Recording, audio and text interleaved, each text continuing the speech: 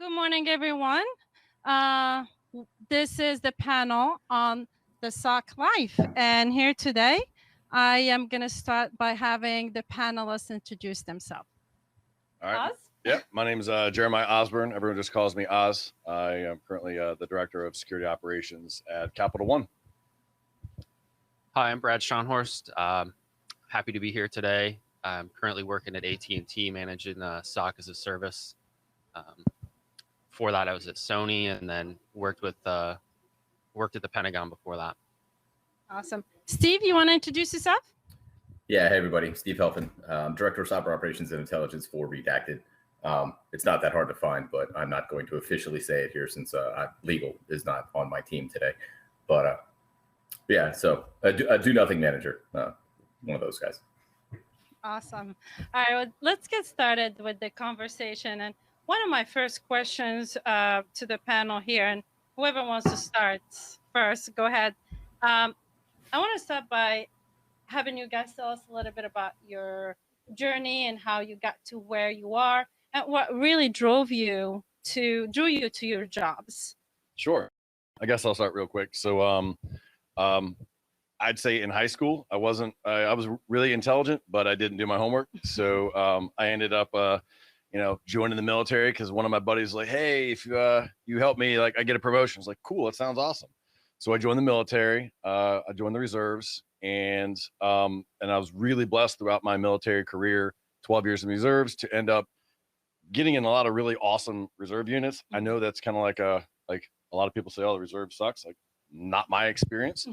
And they gave me a clearance. They trained me. From there, I became a contractor with Northrop Grumman and got into, I guess, information assurance, information security before it was cyber, where I did incident response for the Army's Computer Emergency Response Team, ACERT, or now what we call them as First Dive Command. Met a lot of awesome people there.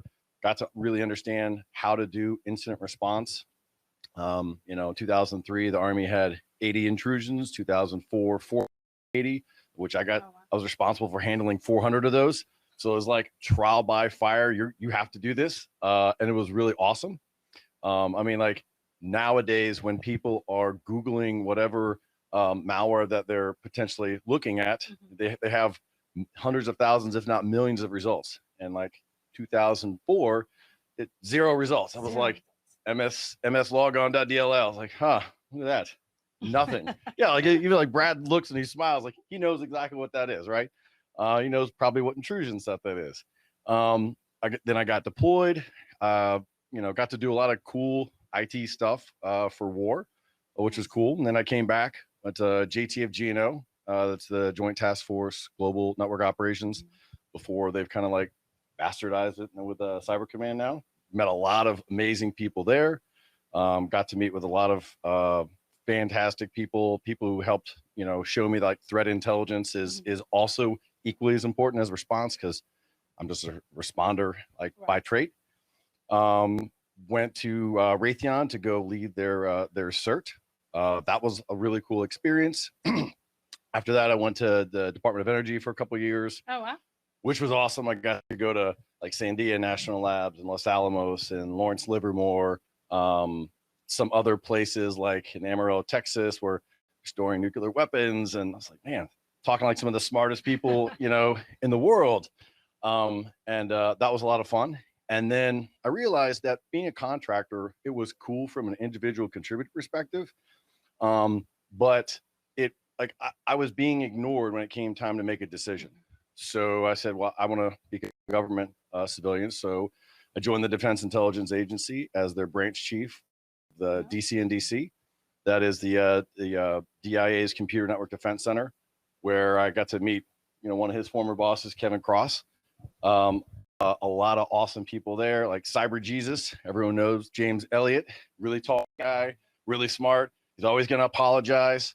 Probably one of the most polite. And then I went to the White House after spending 3 years there, did 4 years at the White House, got to meet a lot of really cool people there. Capital One after their breach. And, that's kind of my story. So I'll pass it to Brad. Thanks, Todd. So I came at it a little bit differently. I started out in IT back in the, I guess, late 90s. In college, I started working at a really small startup internet company, internet service provider. Say small, there's like 7 of us total. And so we did it. We got to everything. It was great. You know, installing DSL lines and running a dial-up modem pool, setting up servers and you know, managing the customers and everything. But I got my first exposure to, you know, to security. We had a few people on the network, customers, right, who were maybe not paying, doing some hacking activities. And much to my surprise, you know, we decided to just kind of let them be. They were actually patching a lot of our systems so other people wouldn't get in.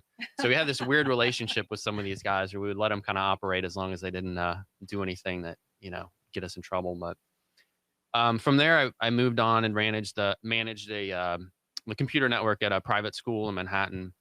And that's when I really got into security. I realized, like, you know, all these kids, so there's some really famous kids there, or famous parents, I guess.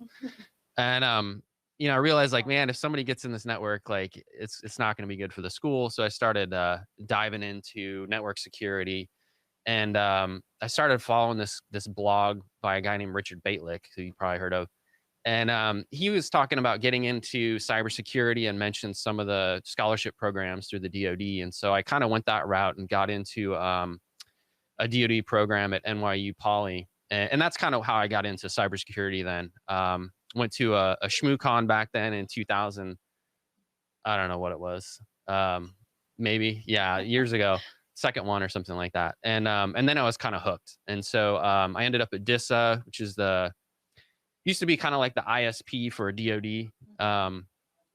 And from there, I did all kinds of stuff. But I was always kind of passionate about cyber operations. That's really where I wanted to be. And so I met John Simone at a conference, a government conference. He was running, he was the director of security at Secretary of Defense Communications.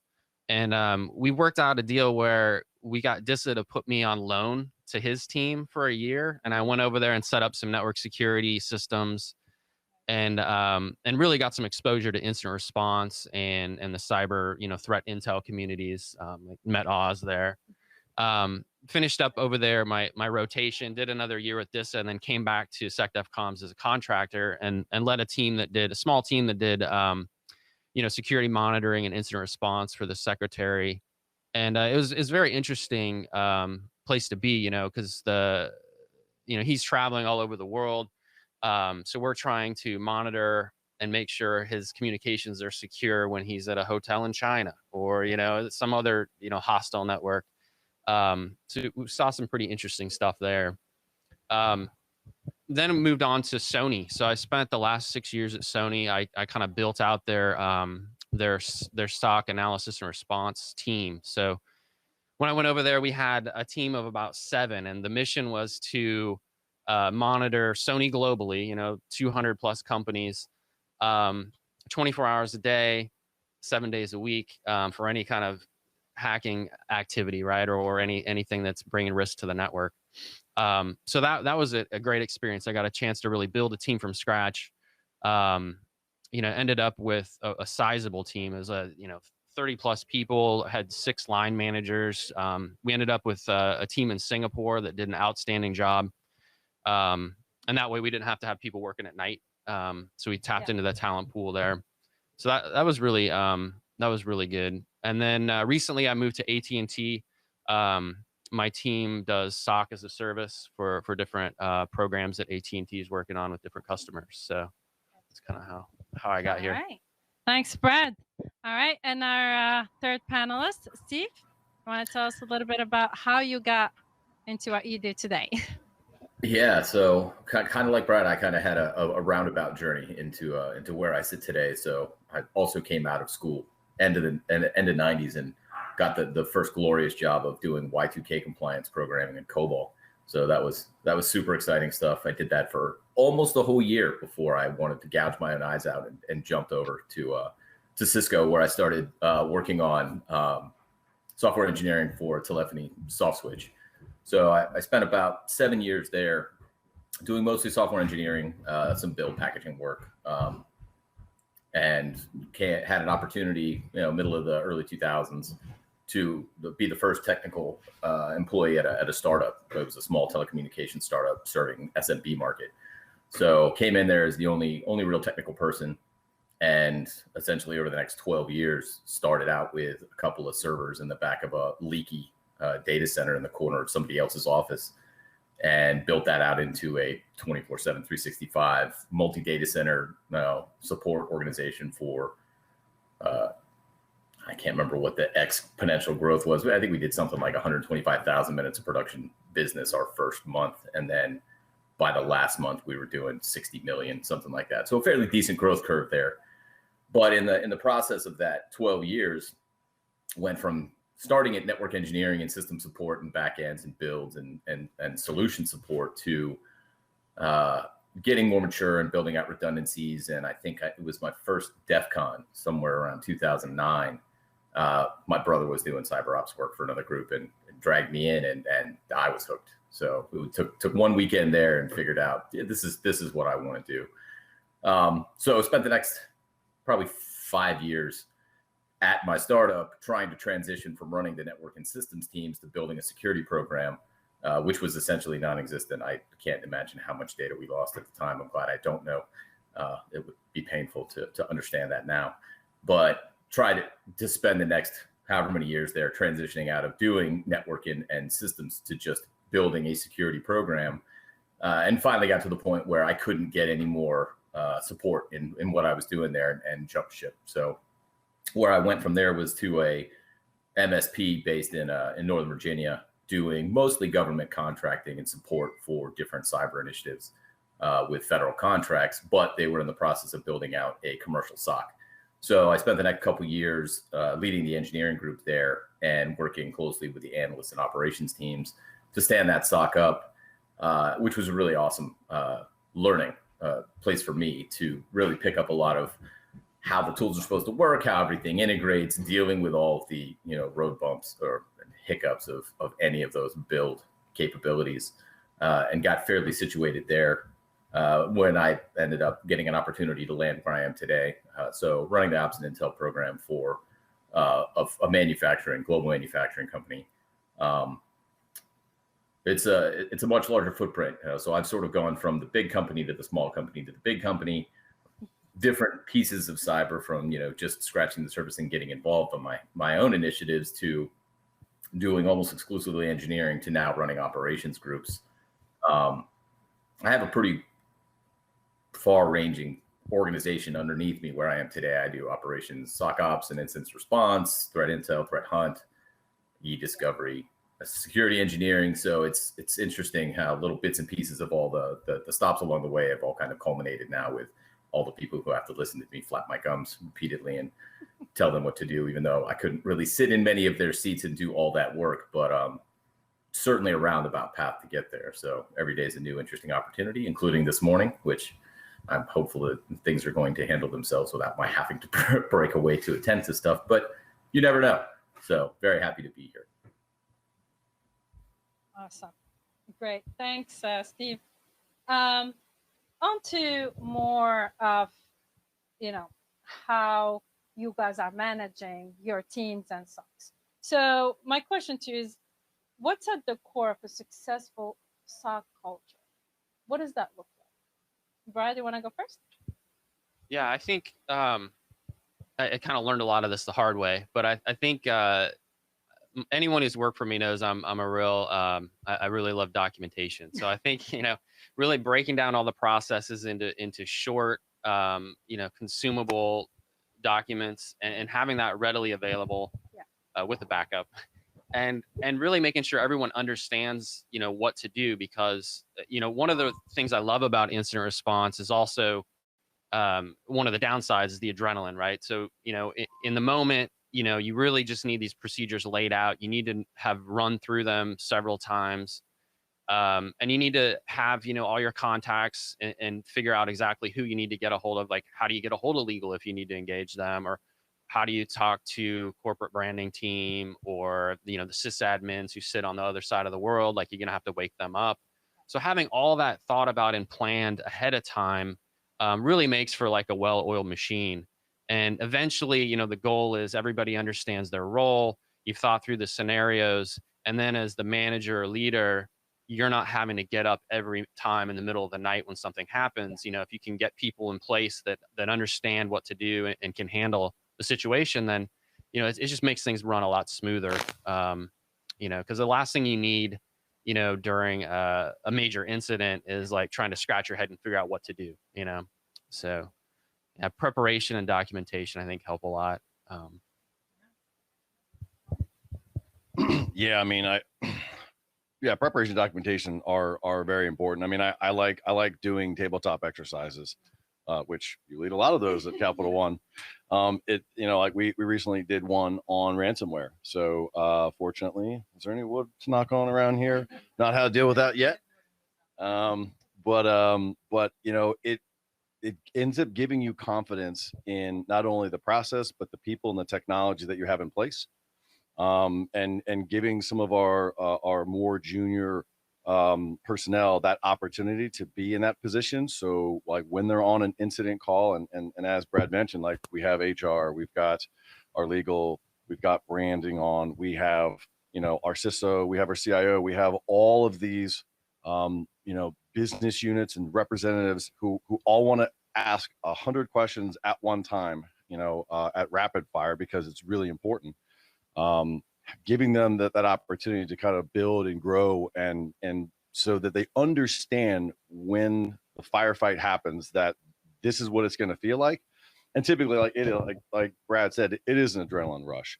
Yeah. As a responder, you don't want to get, owned, but you like the way it feels when you're in like the middle of a firefight. Yeah. Not it's really exciting. like it is very exciting. It is exciting. But yeah, like having well thought out process, following those, testing those procedures, with tabletop exercises or with a really robust red team who is, constantly, getting onto our network and pivoting and moving and doing, using different tools. It makes the analyst more sensitive to be like, hey, wow, like what's going on over here, and start asking questions and start digging into that and figuring out like, hey, like looks really strange. Like, so it's, the preparation, the exercises, those are really important. Yeah, at the end of the day, right? Giving leadership the confidence, but also giving the analyst the confidence that they can do it. And when things happen, you already know what to do. You can't do it once or twice. Yeah. I know that pays off. Yes. A lot. Steve, you want to give us your take on what it takes to build a successful SOC culture? Yeah, tabletops are huge for us too. It's definitely one of those things, and particularly from my perspective today, because I'm in the trenches. These things, I'm sort of the crux and pivot point for all the communications up and down and across different organizations, right? So that's what I find is the most complicated thing, right? From the incident response perspective, everyone knows what they're doing, right? So everyone's got their playbooks, and people are following the procedures they're supposed to be. Everyone's technically sound and savvy, but getting that flurry of communications from the top down in terms of what's happening now, where are we, what are statuses, and then communicating across different organizations that we may need to be interacting with for whatever it happens to be, right? This network segment or this set of assets or these applications potentially that could be impacted. There's a bunch of different people that need to be brought into communications, right? And for a global footprint, could be in the middle of the night in one place and daylight somewhere else, could be the weekend somewhere and still workday in another spot. So ensuring that you have those communications pathways built beforehand, right? Do we have people for this particular application or this particular set of infrastructure on point for a cyber incident? Okay, hey, stand them up. We have something going on. Okay, everybody hops to, and we're all ready to take our, set roles. That's great. The other thing that we try and do is cross-training, right? So inside the SOC with different incident response responsibilities or different tool sets or different communications responsibilities. Hey, 6 months doing this, 12 months doing this, and we're going to roll you over to something else. And then if you do end up having a calamity, where it's, hey, this is sort of an all hands on deck. I know this isn't my job today, but we sure could use a hand here. Yeah. Yeah, I may have a couple extra sets of hands that know what they're doing in another particular space that they used to operate in, where they can jump in and you get some of that force augmentation. So, but preparation is the key to all that. Without running through that and testing your capabilities when it's not actually burning down. Yeah. When the live rounds start firing, it's tough at times to keep everybody on the same page. Yeah, absolutely. And which leads me to a question to Brad. You and I yesterday kind of talked about building a diverse team and experience. You want to tell us your how to go about that, how to execute, how do you actually accomplish that in an environment where most of the time everyone is needed 24/7 in their post? Yeah, for new analysts getting into the field, I think it's really important to get as much experience as you can. So volunteer for things. If you're really passionate about it and have the cycles, build a system at home, learn how to execute malware on a safely. But also, seek out different opportunities. You never know until you ask. So I was fortunate enough to be able to provide some opportunities to my team where they could cross-train with other teams outside the SOC too. So, even getting into some engineering and then other like security related or operations related teams, threat intel or forensics. For example, we had a forensics analyst come and we were able to get, his boss to agree to have him rotate through our SOC for 3 months. And he just went through all of our training as an analyst, learned how to do the job, even did some IR work for us. And then when he went back to the forensics team, he knew exactly what we needed. When we're directing a response operation, I need certain IOCs, I care about certain things in a forensics report, other stuff I don't really care about. So he learned to understand that. And then we were able to both teams were able to get more out of each other, right? Yeah. So it was really a positive thing.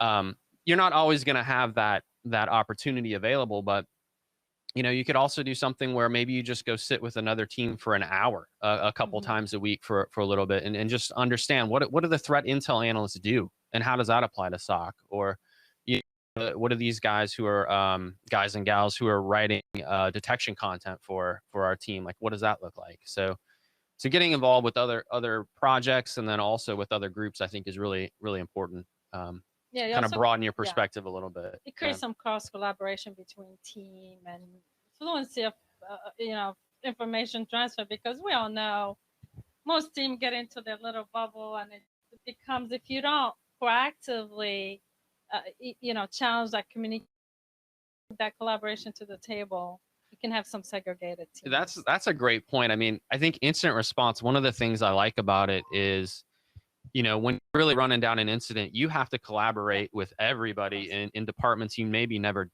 with. And if you can make some of those relationships ahead of time, it will make your IR process work so much smoother. If they at least know your name, or maybe you've met in person, that'd be great too. But, because just emailing someone out of the blue and asking them to do XYZ right now, that usually doesn't work so well.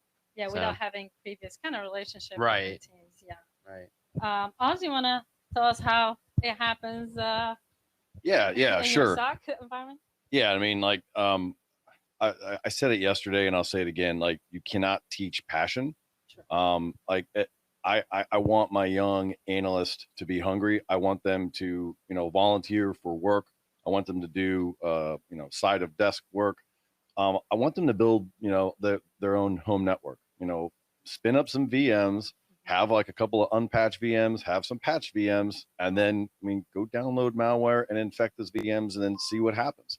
Like, take a snapshot, look at the delta of that. Like, why did the malware do that? Where's the persistent mechanism? Like, did it drop any values in the registry? Like, what's happening? Like, and then be able to then come back into work and ask other people. Is really important to me. I really enjoy that, as a part of my career. I want to be able to give back. I also think that, it's kind of like the military, like crawl, walk, run, where, you can learn how to do it and then you are doing it, but you really are a master of it when you can teach it to someone else. I would say volunteer, cross training, asking to be engaged in different projects that are outside of your typical role is going to help expand you. And who knows, like, you might be just quote, just a SOC analyst. Like, I really dislike that, but like, let's say you're just a SOC analyst, but that doesn't mean that you might not be able to get into like IDS. It may not mean that you could be a future pen tester. You could do future vulnerability assessments. You could become a network architect. Like, there are so many career opportunities within cyber. So don't just pigeonhole yourself into one opportunity. I'm not going to say go be a job hopper. Like, as a hiring manager, I look for that type of thing. But if you're doing it to expand your roles and learn new capabilities and learn new responsibilities, it's only going to make you more valuable. And I can see a trend here where I feel like there's, recommendations for the analysts on what they can do. But what can the leaders do to kind of promote those kind of opportunities? Because not all leaders are the same. I know some just want you to do your job and stay there and have that and be good at what you do. So what's your advice to leaders? Yeah, I mean, I would say for leaders, I mean, you want a diverse team. You want, you don't want just the same person with the same skill set, because when you find yourself in a firefight, if you all think the same, then you're not going to be open to, well, maybe the actor is doing this. Maybe there's another tool set that we could use that we could block it, or we could potentially redirect it. If you don't have someone who has a security engineering background, if you don't have someone who have learned routing, that's really important. And I understand a lot of SOC analysts like, well, I mean, I have my SIM, I have my case management, and I have a couple consoles I log into, and that's really my job. It's like, no, that's not just your job. Like, you want to build, you want to grow those capabilities so that you become kind of that Swiss Army knife, if you will. And from a leadership perspective, I mean, give people the opportunity to fail, right? And I don't want that to come across the wrong way. It's okay to fail, like maybe not in the middle of an incident response disaster, but for little things, like give people the opportunity to do some public speaking. Give, like, we like I said, with that recent ransomware, we had a younger, less experienced incident response associate who just kind of moved over from like our detect role.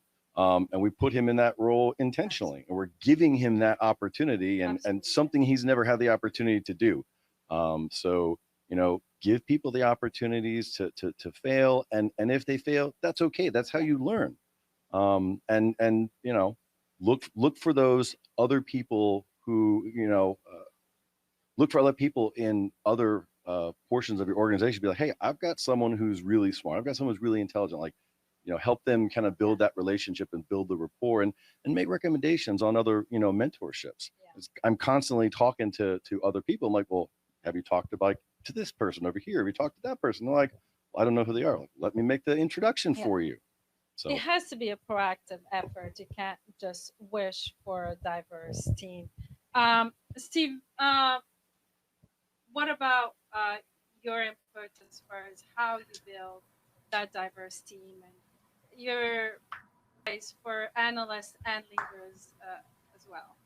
Yeah, I mean, from my perspective as a manager of many people, be generous with your finances and your time, right? So I'm one of those people who's pretty adamantly outspoken about training your people and giving them the opportunities to leave, right? So I tell my people all the time, my job is to get you interesting work, to train you to be prepared to handle it, and to get you as much money as I can afford. Then you will do your job. You do your job well, and I will do those things for you, and we're all going to have a great time. It's going to be beneficial for the organization. It's going to be beneficial for me as a manager of your organization. It's going to be beneficial for you as an individual, right? And what I tell them regularly is, if I can't give you the work to continue to grow your career and expand what you're doing, or to find that next position within my organization or within the company, I will help you find one outside, right? This may not be my last job. It might not be my last company. It probably won't be yours, specifically to the people that work for me that are in their early 20s, that are, their first job, maybe your second.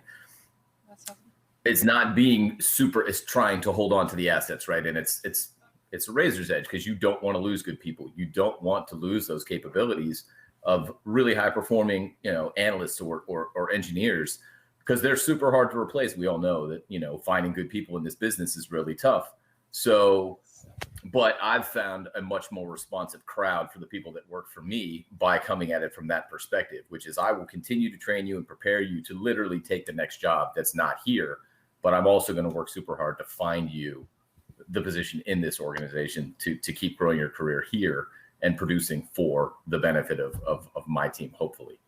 So that's just the path that I've attempted to take. Awesome.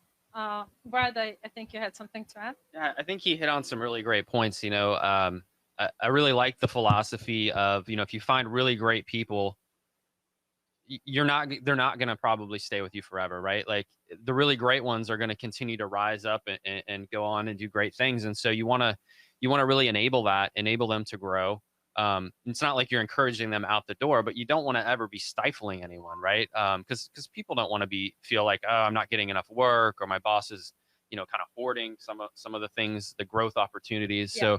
So the idea of being really generous is definitely important. And I think, like both, you and Oz were saying, taking risks with your team, there's an art to it, right? Like you have to decide, is this particular incident one that we can afford to let a junior analyst run, for example, and just keep some close oversight, but not be so overbearing that they can't really kind of be creative with it? Or is this one that is going to, there's so much risk to the business that we just can't have, we need to bump it up to a senior person to run. So, and the other thing I'll just add is really learning, we're dealing with some really smart people. I usually end up with most of the people who work on my team are smarter than I am. I just try to kind of herd the cats a little bit. But, everybody's got a unique background, a unique situation. So you need to be able to allow for that. Allow some, some people may need certain concessions. Other people, some people thrive and want to work overtime all the time. You don't want them to burn out. Other people, I've had other analysts that set kind of they know the pace and tempo that we can get into, and they kind of set a hard line. They're like, I'm out every day at 3, or whatever. And, if that works, like, that's fine. You can respect that too. You just gotta, make sure that you kind of fill the gaps with the team you have. But yeah, I think the generosity is probably the key. I think that's a good kind of summary. And first, I want to pause. Do we have any questions from the audience I want to address as far as what we've talked about so far? How often do you guys do disaster recovery or simulation, and what are some of the challenges that you guys have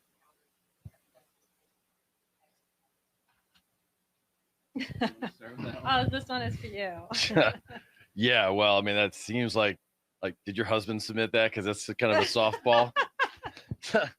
So yeah, Sophia, she is on the team that runs the our exercise or cyber exercise program at Capital One. So every quarter, sometimes more than just once. Yep. Yeah. It started initially as a few times a month because we had a young team. No, I mean it's critically important to run through those processes and to give different opportunities to different people. And it's also, you want to make sure that you actually have the confidence, like let's say that we have an EDR tool and we believe it's going to be successful, and we believe that we can be able to remote into a system, but unless you test it a frequent amount of time, especially with this 100% work from home that a lot of the companies have transitioned to after COVID, if you don't practice it, then when something bad happens, how can you have confidence that your processes and your technology and your people are all going to work the way that you hope and the way that you plan for them to work out? Yeah, and the communication too, right? And you mentioned the communicating at all levels. Yeah, the tabletop exercises, I've done a couple different varieties of them over the years. We've done some that were kind of just internal to the SOC, where it's very much about technical response and, how do you manage a large scale response, hundreds or thousands of systems affected, that's a lot different than one that's 2 or 3 systems. But there's also kind of the larger organization practice that's critically important as well. what is your company's stance on ransomware? Are you going to pay the ransom? Yeah. How do you get Bitcoin? Like, how do you, like what are you going to do in that scenario? Are the lawyer and you need to get legal to sign off on that, right? Like, it's a legal decision. It's not even about an incident response. So it's getting all those other parties involved that I think is really important. And it's also, selfishly, it's a great opportunity to let the rest of the company or organization get to know the security team, and it's kind of like a little bit of marketing for yourself, So I think, your point, at least a couple of times a year is important, and look at different scenarios and different parts of the organization or company, that could be affected by something. That's great. Steve, do you want to add anything to? Yeah, I couldn't really hear the question. Was that the one that was typed in the text? Can you repeat the question? Yes. How often does your company do tabletop exercises, and what are the things that you learn? Yeah, so I mean, we do them. We try and do them quarterly. It doesn't always land that way, mostly because we had to break them up into chunks. So doing a corporate-wide tabletop is pretty challenging with the number of moving parts that I'm dealing with particularly. But sometimes we'll break them down into, hey, we're going to work with this particular critical application team, and we're going to do like a small tabletop with them, or we're going to do one with this set of infrastructure for this data center space or this cloud space, and just sort of try and refine how we would work if this got impacted or that got impacted. We conducted an executive level one a couple months ago for ransomware, and that was actually really good. I think it was something that Brad had touched on a little bit, where you get an opportunity to bring some faces into the mix with some of the high level suits that may not ever have any identity or any idea who some of these folks are that are in the trenches and grinding out, day in and day out, where you can put some of your high level IR leads or SOC leads in a position to potentially do what we were talking about in that conversation previously about, advancing people's careers and giving them a better opportunity to move around in the organization, or to at least get some face time so they can get some credit. Because I think we all also know in this business that it may not necessarily be about the money. Sometimes you just want the pat on the back and the recognition that you've been grinding it out, and, the assets you protected or the incidents you got in the way of really made a difference, not just to the organization, but, to your team and potentially the public reputation of either the organization or the corporation. So, we try and do them as often as possible, whether they're formal or informal. But, if we could get a formalized tabletop quarterly, I'll be pretty happy with that. Right. And I think the idea too is how quick can we respond to whatever incident we have in our hands, and having all those questions kind of reviewed before, and people communicating and knowing exactly who is going to make that call and that decision. I mean, we see that all the time where we're at the tabletop and nobody knows. And so practice kind of helps not only being prepared, respond quickly, but also build that SOC culture, because analysts are also more confident in their ability to respond and to investigate and to find the right thing. Any other questions? We have one last one. You guys talked about building the analysts that you have, but where do you go to find your talent? Where are you looking, and what are some of those strengths that you're looking for in your talent? Great question. So the first place I go to is my personal network, right? Like, working at a number of places. I mean, I'm 42, got some gray here. I mean, like a lot of gray here. But I've worked for a lot of talented people in many organizations. So one of the first places I go to would be my personal personal network, or professional. I'm on like an email list where I'll be like, hey, I'm looking for this type of person. Here's the compensation. Here's the role. Does anyone have anyone? Maybe like someone who's young, someone who's up and coming, or hey, I need a leader.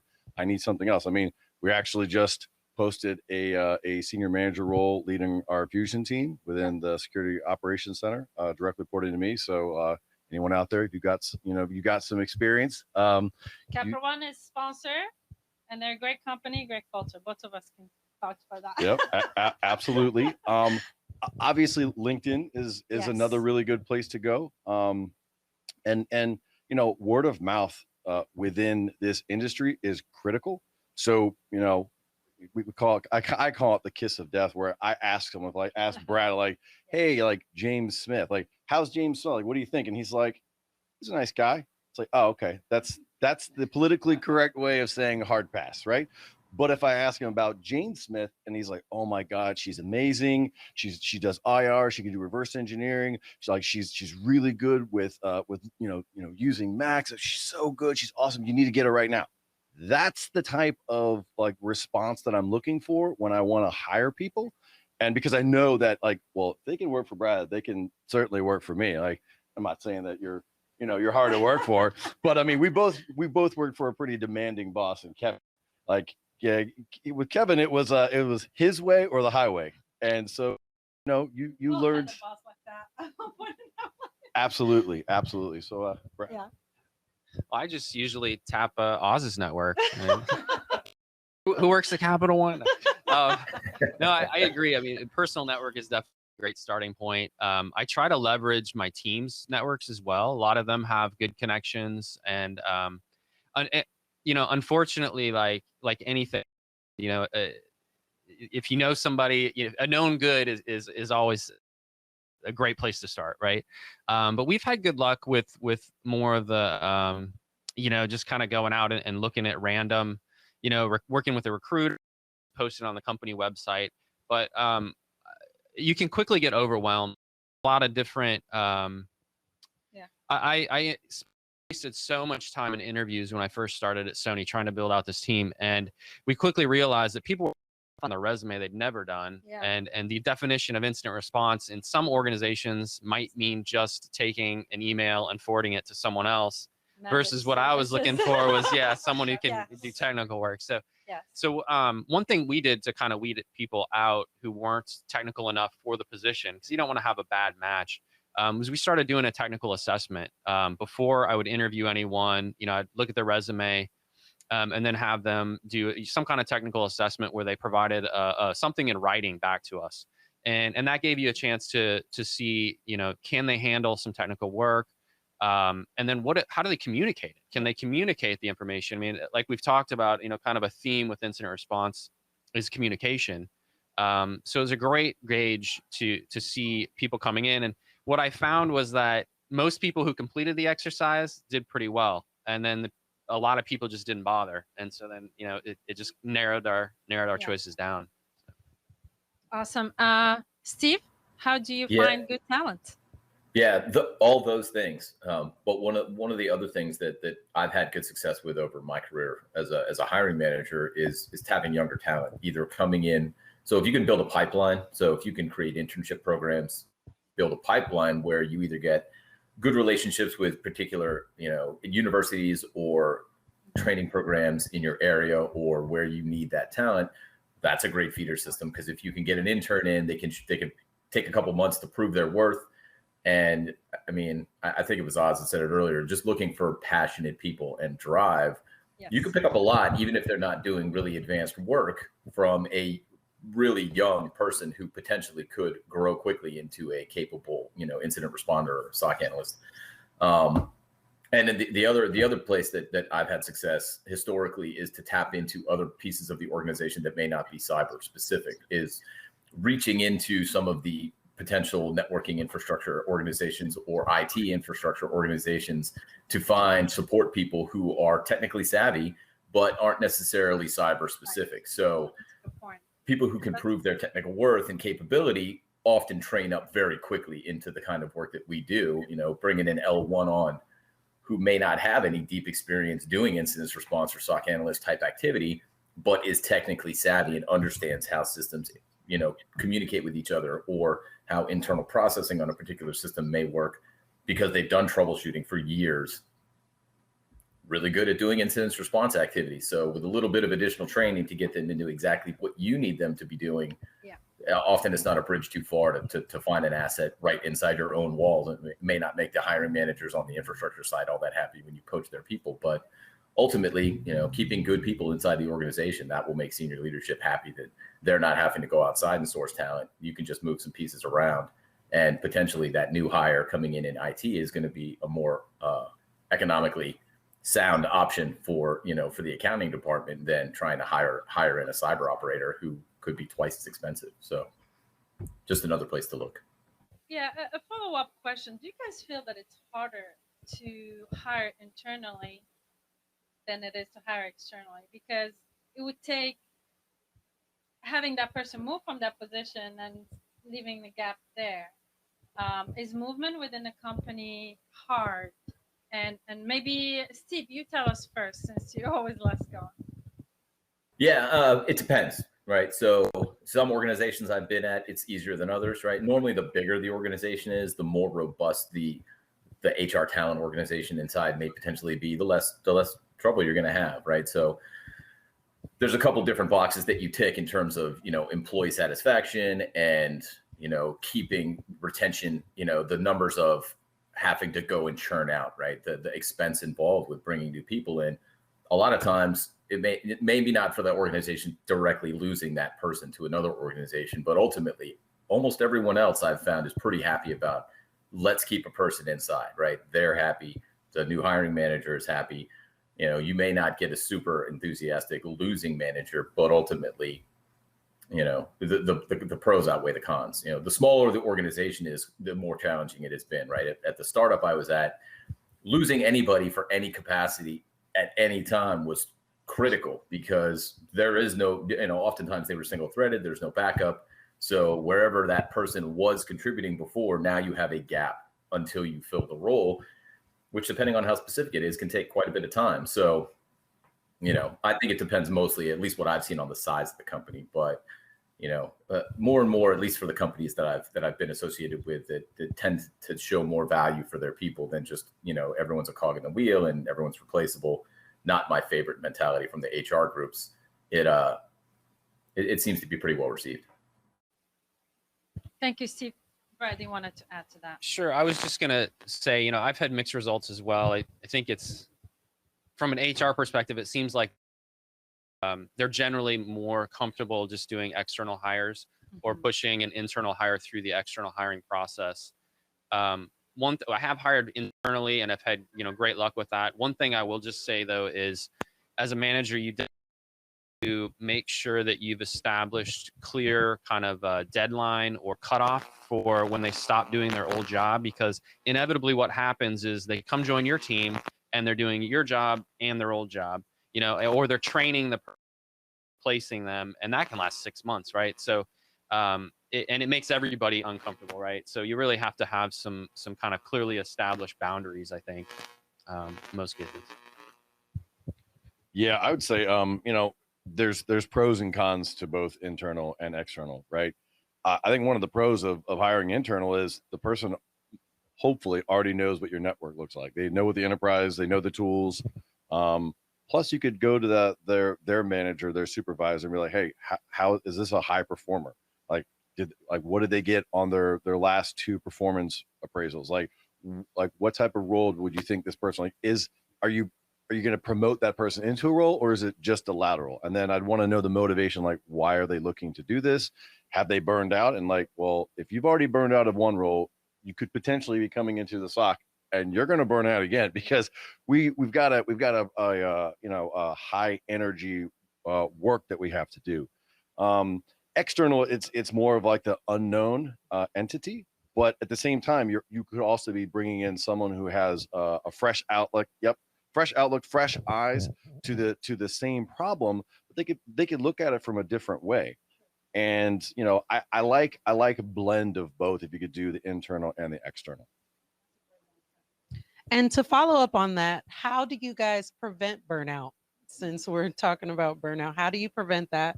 And then follow up in the last couple minutes with, do you have any career advice for new interns or people interested in this career? Sure. So I guess I'll jump on that first one. Could you repeat the first one?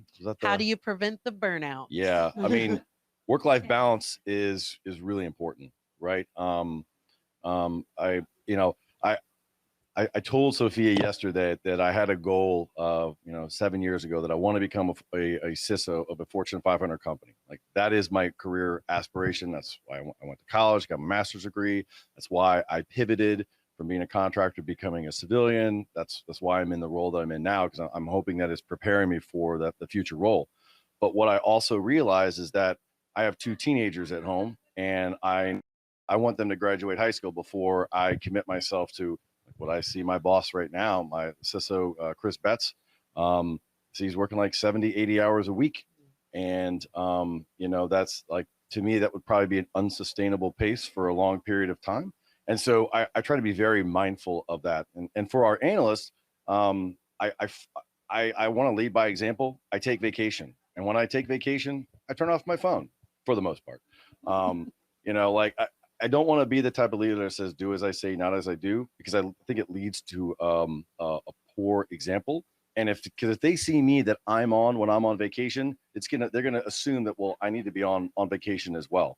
And I don't want them to feel that way. I want them to take vacation when they're in training. And obviously this is pre-COVID. I want them to be at training, be 100% there. If you're at a security conference, you're at ShmooCon, you're at Black Hat or DEF CON, you're at BSides, go there, be there, expand your network. Like if you're on vacation, be present with your family. Like, disconnect. It's very healthy, and you need to disconnect. And if you don't, you are going to burn out. So I'm not doing that right now. This is me and my wife's 20th anniversary, and we're doing a staycation in DC, and I snuck out over here for this. So I'm not unplugging.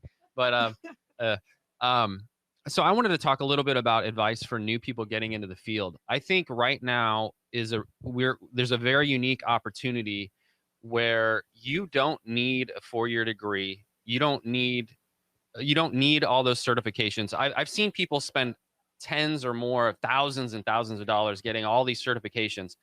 A few of them are important. Some places really do value them. Some government agencies require them. But when I was interviewing people, I didn't ever look at where they went to college. I didn't look at any certification. I really was focused on what they could do and if they understood the job. And that means I hired a guy, you know, straight out of high school, might have dropped out of high school. And he became one of our highest tiered analysts, just a rock star, you know? So it's really about that hunger that you've mentioned, you guys have both mentioned earlier. And there's so many free resources right now. So you don't need money to get into this job. You know, go online and learn how to do traffic analysis, you know, look at PCAP, do malware analysis. There's tons of free resources. Learn how to stand up an Amazon cloud instance, an EC2 instance. You know, just go learn about this stuff, and you can jump in. You know, anytime you're interviewing for an entry level, and you can talk about any of those 3 things. You know, they're really their ears are gonna perk up. You know, so. No reason you don't get the job. We have a good conversation after this one on certs versus no certs. We're at the end of our talk. Steve, did you want to add anything, any advices to anyone who wants to get into the field?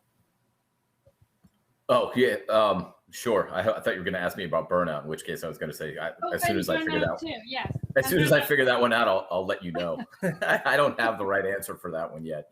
But yeah, it's constantly working on that. So getting into the field, yeah, be curious, tinker. Right. So set up a complex network at your house. Go buy a switch, a managed switch off the internet for $15 and see what you can put together. You know, figure out VLANs, figure out how to infect things in a safe space in your own network. Don't do that on your don't have one VLAN or just your regular managed switch or unmanaged switch and start firing off malware in your network. Right. Good starts. But tinker, right? When I interview people, I'm less inclined about, I mean, I'm certainly interested in their experience. The conversations I find to be the most valuable when I'm interviewing someone specifically for a technical role is, what's your home network look like? What kind of tinkering are you doing? Are you doing CTFs? Are you engaged in the community? How are you trying to increase your baseline of knowledge and capability outside of the day-to-day tasking that you're currently in? You know, for those of us old people getting, you know, farther and farther along, specifically with kids and families and all that good stuff going on outside of work, you know, that, you know, work-life balance for us is hard too, right? We're just managers. I sit in meetings all day and read email. That's all I do. That's according to my staff. There's a lot of it. So my amount of free time is also limited, but I'm still, trying to be in the game, trying to get my hands on a keyboard and do actual technical work as often as I can, just to, keep the spear sharp a little bit there. And ultimately that's good advice up and down the line as far as I'm concerned. You can't be limited to just what you learn during the day. You gotta take things outside of your day and learn. And I think you mentioned that in our conversation yesterday. Yeah, and there's a ton to learn in the space that we don't know, right? There's a ton of stuff that I come across all the time that man, I didn't know anything about that, or I've heard of that. I need to get more educated on what that thing is, and then do it. You're never going to regret that, increasing your knowledge base a little bit more on something that's a little scary or unknown for you. Yeah, absolutely. Another thing, I just want to pitch in. Networking is great. Go to your local conferences, BSidesNoVA, BSidesDC, Charm, Shmoo. On that note, I want to thank our panelists for their time today and taking away from their anniversary to make it to our conference.